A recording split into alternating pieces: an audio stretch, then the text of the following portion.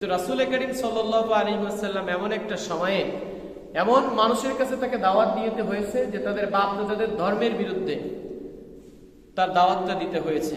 এমন পরিস্থিতি যে তার দাওয়াতটা শুনবেই না, উল্টে তাকে আরো মারপিট করা হয়েছে।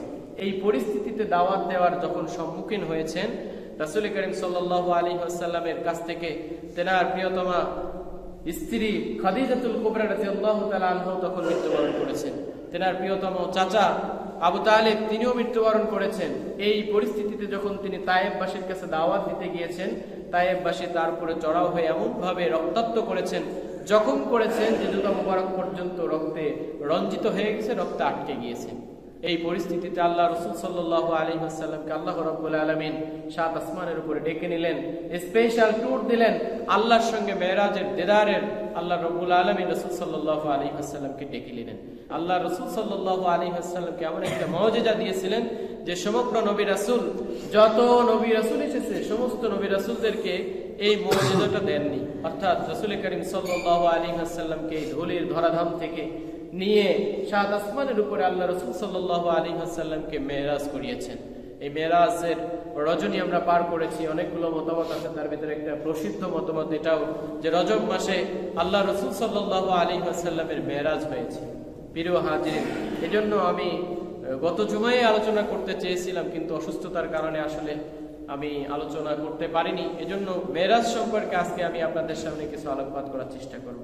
প্রিয় হাজিরিন, আল্লাহ রাসূল সাল্লাল্লাহু আলাইহি ওয়াসাল্লামের মেরাজটা হয়েছিল সশরীরে। রাসূল করিম সাল্লাল্লাহু আলাইহি ওয়াসাল্লামের মেরাজটা এমন একটা পরিস্থিতিতে, এমন একটা সময়ে হয়েছিল যে আল্লাহ রাসূলের সান্ত্বনা দেওয়ার মতো মানুষ তার পাশে আর কেউ ছিল না। কাফের এবং মুশরিকরা তার থেকে তো মুখ ফিরাই নিয়েছিল। এখন আমরা মুসলমানদের কাছে দাওয়াত দিতে যাই, তবলিগের ভাইরা যখন দাওয়াত দিতে যায়, কিছু ফুটবল খেলতেছে ছেলেপেলে বা কিছু ক্রিকেট খেলতেছে ছেলেপেলে, তাদের কাছে যখন দাওয়াত নিয়ে যাওয়া হয়, লজ্জায়, চক্ষু লজ্জায় হলেও খেলা অফ করে তার কথা শুনে। কিন্তু রাসূল করিম সাল্লাল্লাহু আলাইহি ওয়াসাল্লাম এমন একটা সময়ে এমন মানুষের কাছে তাকে দাওয়াত দিতে হয়েছে যে তাদের বাপ দাদাদের ধর্মের বিরুদ্ধে তার দাওয়াতটা দিতে হয়েছে। এমন পরিস্থিতি যে তার দাওয়াতটা শুনবেই না, উল্টে তাকে আরো মারপিট করা হয়েছে।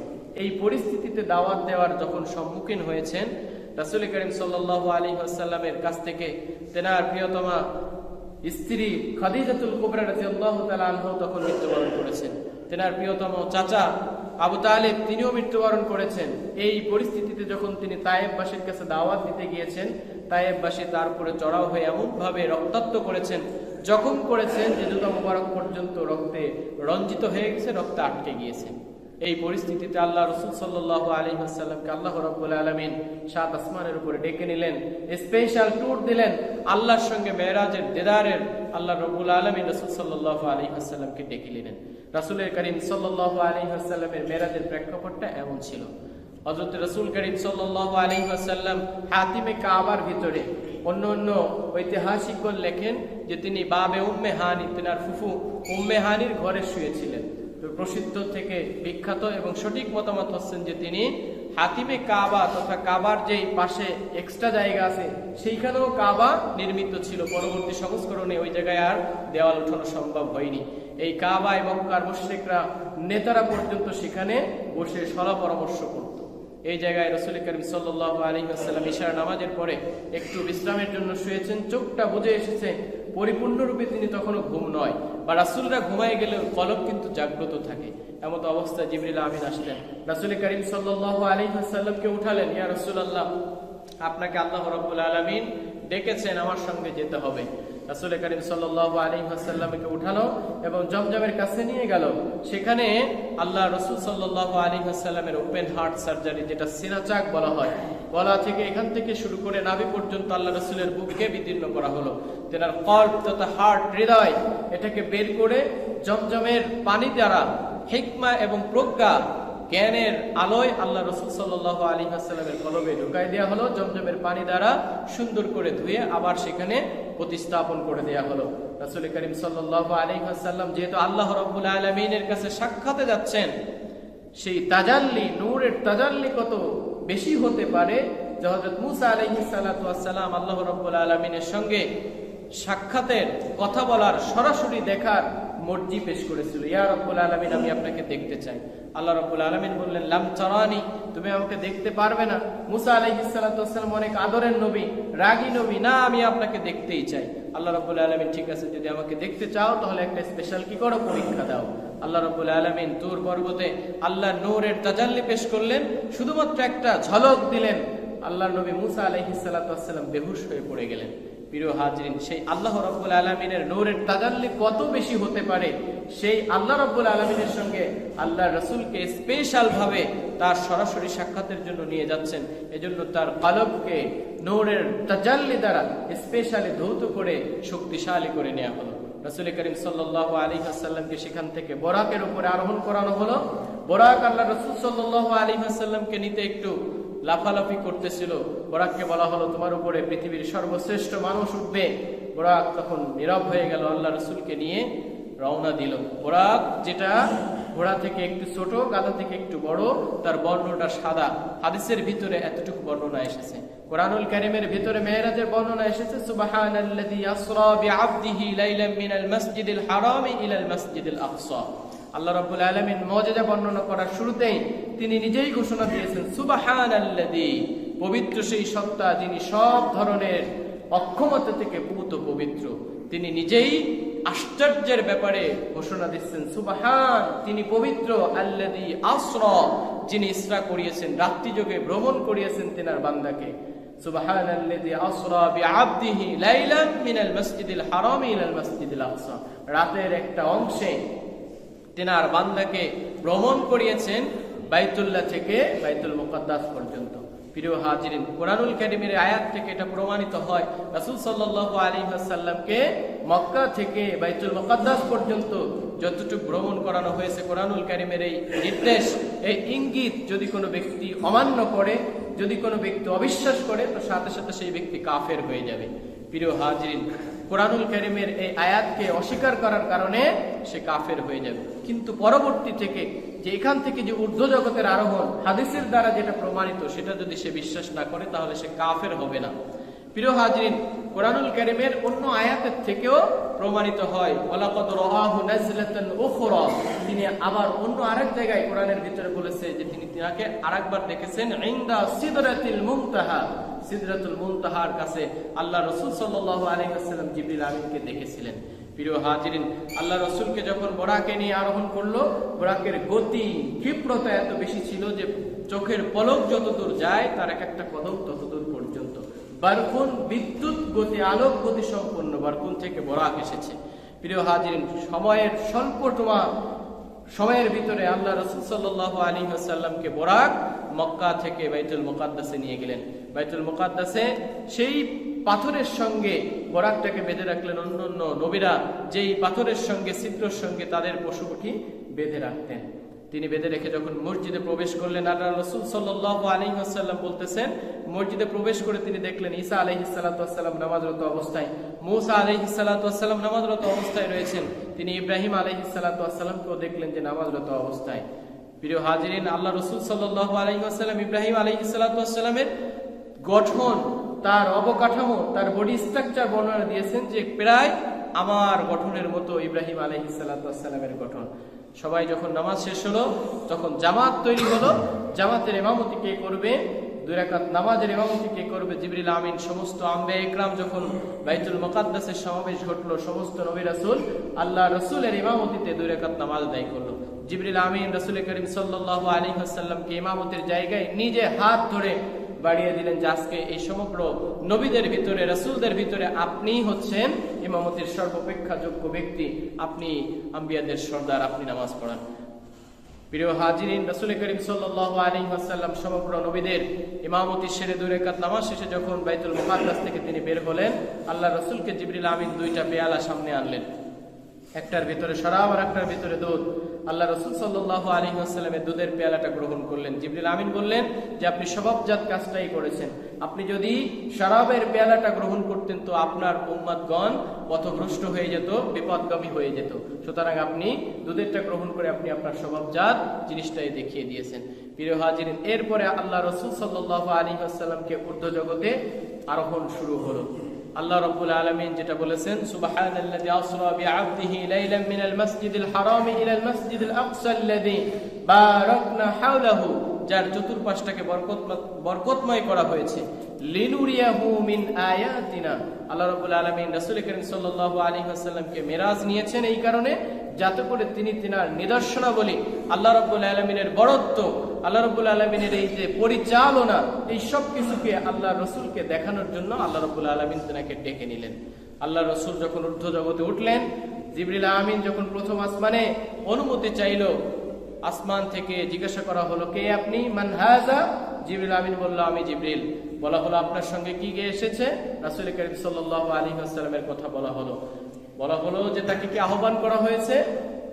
উত্তর দেয়া হলো, জিবরিল আমিন উত্তর দিলেন যে হ্যাঁ, তাকে আল্লাহ রাব্বুল আলামিন ডেকেছেন, আল্লাহর সঙ্গে সাক্ষাৎ হবে। প্রথম আসমানের দরজা খুলে দেওয়া হলো, তিনি দেখতে পেলেন সেখানে আদাবুল বাশার, হযরত আদম আলাইহিস সালাতু ওয়াস সালামকে তিনি দেখতে পেলেন।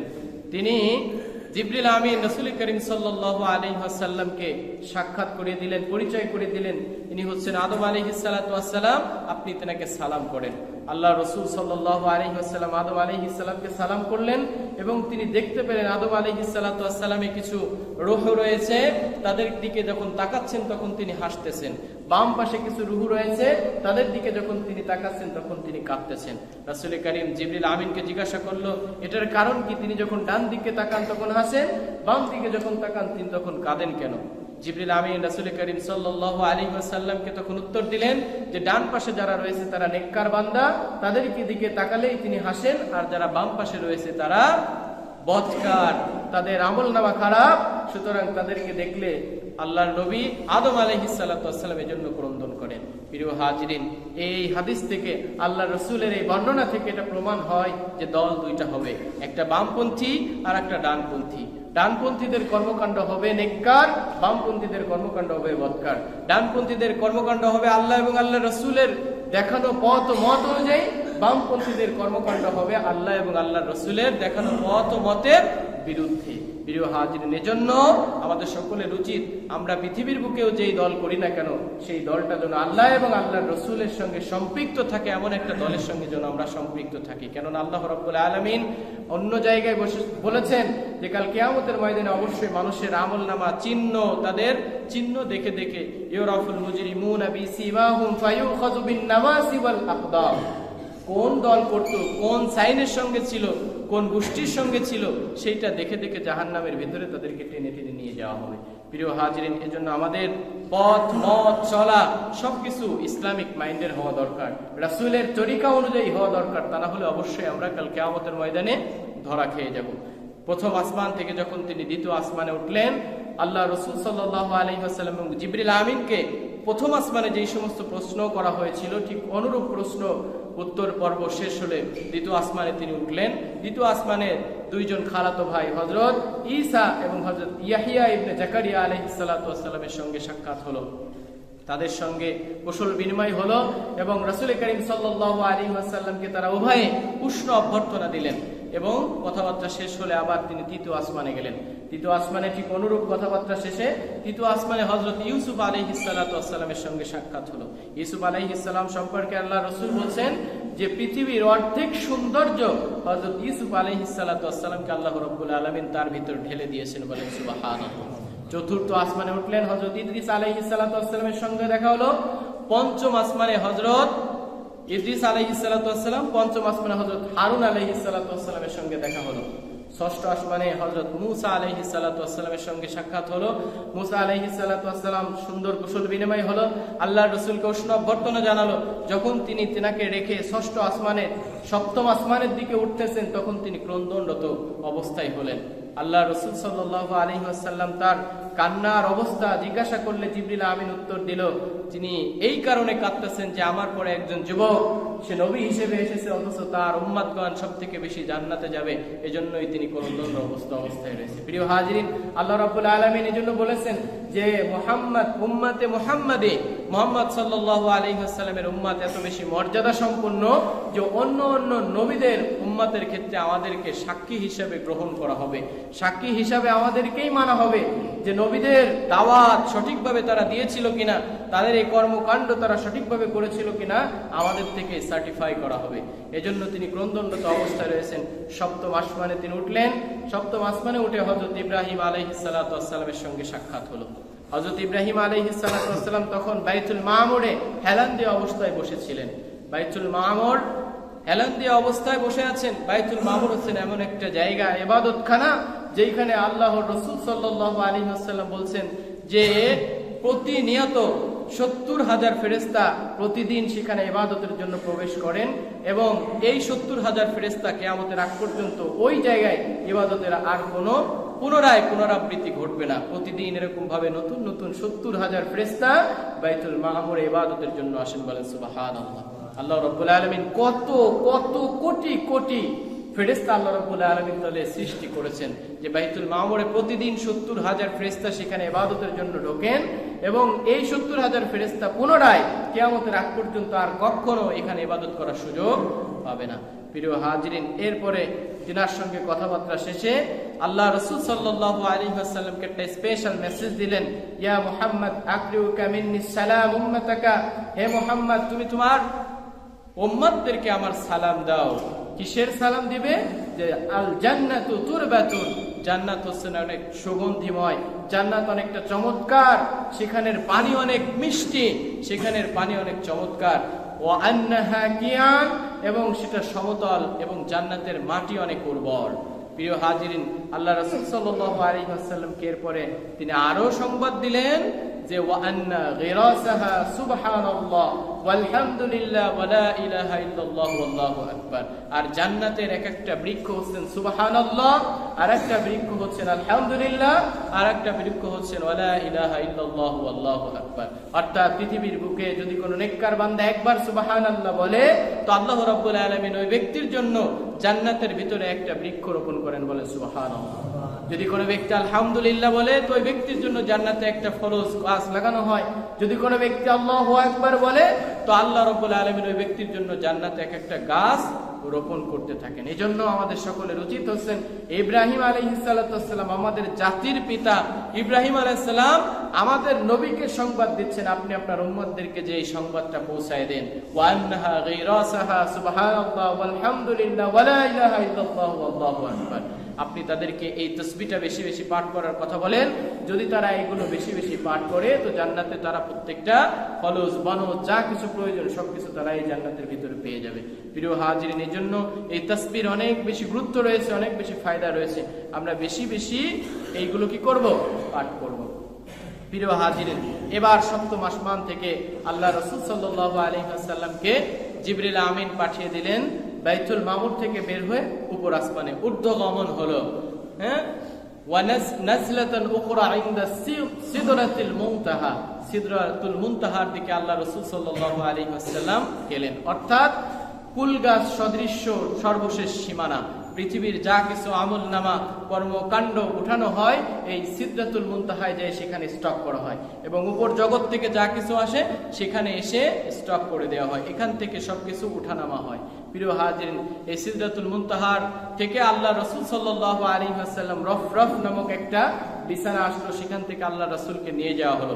এরপর আল্লাহ রাসূল বর্ণনা করেছেন যে আমি এত উপরে উঠে গেলাম যে ফেরেশতারা যেই সমস্ত দিক নির্দেশনা পৃথিবীতে কি হবে, কোনটা হবে, কোনটা করবে, কে কোনটা করছে, এই সমস্ত কিছুর লেখালেখির যে খসখস খাতায় যেরকম ভাবে কলম দিয়ে লিখলে যে শব্দ হয় এরকম শব্দ আমি সেখানে শুনতে পেলাম। এরপর আল্লাহ রাব্বুল আলামিন আমার উপরে যা কিছু প্রত্যাদেশ করলেন আমি সেগুলো নিয়ে আবার ফিরে আসলাম। প্রিয় হাজিরিন, আল্লাহ রাসূল সাল্লাল্লাহু আলাইহি ওয়াসাল্লামকে স্পেশালি মেরাজের 3টা বিষয় আল্লাহ রাব্বুল আলামিন উপহার উপঢৌকন দিয়েছিলেন। তেনাকে 50 ওয়াক্ত নামাজ দিয়েছিলেন, সূরাতুল বাকারার শেষ আয়াতগুলো দিয়েছিলেন এবং স্পেশালি যারা শিরিক মুক্ত জীবন যাপন করবে সেই সমস্ত ব্যক্তিদের ক্ষমার জন্য ক্ষমা হয়ে যাবে, ক্ষমা করবে আল্লাহ রাব্বুল আলামিন। এই 3টা স্পেশাল উপহার উপঢৌকন আল্লাহ রাসূলকে দিয়েছিলেন। যখন 50 ওয়াক্ত নামাজ নিয়ে আল্লাহ রাসূল সাল্লাল্লাহু আলাইহি ওয়াসাল্লাম ফিরে আসতেছিলেন, মুসা আলাইহিস সালাতু ওয়াস সালামের কাছে যখন 6ষ্ঠ আসমানে আসলেন, মুসা জিজ্ঞাসা করলো আপনাকে আপনার স্রষ্টা কি দিয়েছেন? তিনি বললেন 50 ওয়াক্ত নামাজ দিয়েছে। আল্লাহ রাসূলকে বলল দেখেন আমি বনি ইসরাইলের উম্মতদেরকে চড়িয়েছি, তারা এই সমস্ত 50 ওয়াক্ত নামাজ আপনার উম্মত পারবে না, আপনি আপনার স্রষ্টার কাছে আল্লাহর কাছে ফিরে যান, একটু কমাই নিয়ে আসেন। আল্লাহ রসুল সাল্লাল্লাহু আলাইহি ওয়াসাল্লাম ফিরে গেলেন, 5 ওয়াক্ত কমাই দেওয়া হলো। এভাবে আল্লাহ রসুল এবং আল্লাহর ভিতরে আসা যাওয়া হতেই থাকলো। সর্বশেষ আল্লাহ রাব্বুল আলামিন সর্বশেষ যখন 5 ওয়াক্ত নিয়ে মুসা আলাইহিস সালাতু ওয়াস সালামের কাছে ফিরে আসলেন, মুসা তখনও বলল, আপনি যান, 5 ওয়াক্ত আপনার উম্মতের জন্য কষ্ট হয়ে যাবে, আপনি আপনার আল্লাহর কাছে যান, একটু কম করে নিয়ে আসেন। আল্লাহ রাসূল বললেন, ইস্তাহইয়াইতু মির রাব্বি, আমি আমার স্রষ্টার কাছে, আমার প্রভুর কাছে যেতে আমি এখন লজ্জা পাচ্ছি, আমি এটা নিয়ে আর ফেরত যেতে পারবো না। যখন 5 ওয়াক্ত ফিক্সড হয়ে গেল, আল্লাহ রাব্বুল আলামিনের পক্ষ থেকে ঘোষণা হলো, হিয়া খামসুন ওয়া হিয়া খামসুনা, আমার হাবিব, প্রিয়তম হাবিব মুহাম্মদ, তুমি শোনো, যেই 5 ওয়াক্ত তোমাকে নির্ধারণ করা হলো, যদি কোনো বান্দা এই 5 ওয়াক্ত নামাজ সঠিকভাবে সুন্দরভাবে দিনে এবং রাতে 24 ঘন্টার ভিতরে সে আদায় করে, আমি আল্লাহ রাব্বুল আলামিনের যেই কথা সেই কাজ, যেটা আমি 50 নির্ধারণ করেছিলাম, 5 ওয়াক্ত যদি সঠিকভাবে আদায় করে, প্রত্যেকটা উম্মতের প্রত্যেকটা ব্যক্তির জন্য আমি 50 ওয়াক্তের সওয়াব আমলনামায় তার দিয়ে দিব। বলেন সুবহানাল্লাহ। ইয়া খামসুন ওয়া হিয়া খামসুনা, যেটাই 5 ওটাই আমি 50-এ রূপান্তর করে দেব। প্রিয় হাজিরিন, আল্লাহ রাসূল সাল্লাল্লাহু আলাইহি ওয়াসাল্লামকে শুধুমাত্র মেরাজে এই নামাজ দেওয়ার জন্যই ডেকে নিয়েছিলেন না। নামাজ যদি শুধু নামাজের উদ্দেশ্যেই তিনাকে ডেকে নিয়ে যাওয়া হবে, তাহলে পৃথিবীতে তো অন্যান্য বিধানও তিনি দিয়েছিলেন। এর একটা স্পেশাল ব্যাপার আছে যে আল্লাহ রাসূল সাল্লাল্লাহু আলাইহি ওয়াসাল্লাম যখন এই নবুয়তি নিয়ে নতুন একটা রাষ্ট্র গঠন করতে যাচ্ছেন, এই রাষ্ট্র গঠন করতে যে আল্লাহ রাব্বুল আলামিনের পক্ষ থেকে স্পেশালি তিনি সবকিছু দেখে আসবেন, দেখে এসে তিনি সুন্দরভাবে এটাকে আরো বেশিভাবে মডিফাই করে মানুষের ভিতরে ঢোকাই দিতে পারেন, কিভাবে একটা সোনালী রাষ্ট্র গঠন করতে পারেন, এই সুন্দর যাতে তার আত্মবিশ্বাস আরো বেশি মর্যাদা সম্পন্ন হয়, আত্মবিশ্বাস আরো বেড়ে যায়, এরকম বিশেষ কিছু স্পেশাল ট্রেনিং দেখানোর জন্য আল্লাহ রাসূল সাল্লাল্লাহু আলাইহি ওয়াসাল্লামকে আল্লাহ রাব্বুল আলামিন তিনার কাছে ডেকে নিয়েছিলেন। প্রিয় হাজিরিন, এজন্য মেরাজের ভিতরে আল্লাহ রাসূল সাল্লাল্লাহু আলাইহি ওয়াসাল্লামকে জান্নাত দেখানো হয়েছিল, জাহান্নাম দেখানো হয়েছিল। মেরাজ নিয়ে আমাদের ভিতরে যে কুসংস্কার রয়েছে, বিভিন্ন উল্টা পাল্টা বক্তব্য, আমাদের বক্তাদের পক্ষ থেকে অনেক ধরনের লাগামহীন কথাবার্তা রয়েছে। যেরকম ভাবে আল্লাহ রাব্বুল আলামিনের সঙ্গে তাশাহুদ নিয়ে গিয়েছিলেন, তিনি তাশাহুদ নিয়ে গেলেন, আত্তাহিয়াতু লিল্লাহি, আমি আপনার জন্য তাশাহুদ নিয়ে আসছি, আপনি আমার জন্য কি দিবেন? এই যে অনেক ধরনের যেই বর্ণনাগুলো রয়েছে, জাল এবং ভিত্তিহীন কথাবার্তা রয়েছে, আমরা আশা করব সামনের জুমায় যদি সময় পাই তাহলে আমরা সামনের জুমায় এখান থেকে আলোচনা করার চেষ্টা করব। ওমা তাওফীক ইল্লা বিল্লাহ। প্রিয় হাজিরিন, আজকের যে আলোচনা থেকে আমাদের যতটুকু শিক্ষা, আল্লাহ রাসূল সাল্লাল্লাহু আলাইহি ওয়াসাল্লাম মেরাজ থেকে স্পেশালি আমাদের জন্য নামাজ নিয়ে এসেছিলেন, শিরিক মুক্ত জীবনযাপন গঠন করার কথা বলেছেন। কেননা আল্লাহ বলেছেন, ওয়াকাযা রাব্বুকা আল্লা তা'বুদু ইল্লা ইয়াহু, এই সূরার ভিতরে সূরাতুল বনী ইসরাঈলের 23 নম্বর আয়াতের ভিতরে আল্লাহ নিজেই বলেছেন, ওয়াকাযা রাব্বুকা আল্লা তা'বুদু ইল্লা ইয়া, আমার পক্ষ থেকে চূড়ান্ত ফয়সালা হয়ে গিয়েছে, আল্লাহ তা'বুদু, একমাত্র ইবাদত হবে আমি আল্লাহ ব্যতীত। প্রিয় হাজিরিন, আজকে মানুষ যে দাসত্বের শৃঙ্খলে আবদ্ধ হয়ে গিয়েছে, যদি এই একটা আয়াতের কথা বিবেচনা করত, এই একটা আয়াত যদি তার জীবনে ইমপ্লিমেন্ট করত, তাহলে সমস্ত দাসত্বের শৃঙ্খলা থেকে সে পূর্ণ হয়ে আসতো। একটা মানুষ একটা গাড়ির সামনে মাথা নত করে, একটা মানুষ একটা পাথরের সামনে মাথা নত করে, একটা মানুষ একটা গাছের সামনে মাথা নত করে, একটা মানুষ তার প্রেসিডেন্টের সামনে মাথা নত করে দেয়। প্রিয় হাজিরিন, একজন মানুষ কোন সৃষ্টির সামনে মাথা নত করতে পারে না, একমাত্র যার যে স্রষ্টা, সেই স্রষ্টার সামনেই সে মাথা নত করতে পারে। আল্লাহ তা'বুদু ইল্লা ইয়াহু, আল্লাহ এই জন্যই বলছেন যে একমাত্র আমি আল্লাহর থেকে চূড়ান্ত ফয়সালা হয়ে গেছে, মানুষ ইবাদত করবে আল্লাহর, অন্য কারোর সঙ্গে সে মাথা নত করবে না। এবং মানুষের স্বভাবজাত কর্মকাণ্ড এটাই হওয়া উচিত, কারণ মানুষ কোনো মানুষের সৃষ্টি, মানুষ কোনো মানুষের অন্য কোনো সৃষ্টির সামনে মাথা নত করবে না, এটাই হচ্ছেন মানুষের সব থেকে বড় মর্যাদা। প্রিয় হাজিরিন, এই শিক্ষাগুলো আমরা অর্জন করে মেরাজের আরো একটা স্পেশাল শিক্ষা হচ্ছেন যে সঠিক আকীদা পোষণ করা, যে মেরাজ আল্লাহ রাসূল সাল্লাল্লাহু আলাইহি ওয়াসাল্লামের সশরীরে মেরাজ হয়েছিল, এটাও আমাদের বিশ্বাস করা। প্রিয় হাজিরিন, এই ব্যাপারেও বিজ্ঞানীরা অনেক কথা বলেন, আমরা আশা করি সামনের জুমায় ইনশাআল্লাহ এটা যদি পারি, তাহলে আমরা যদি শাবানের আলোচনা না করি তাহলে এই জুমার পরে এটার আলোচনা করব।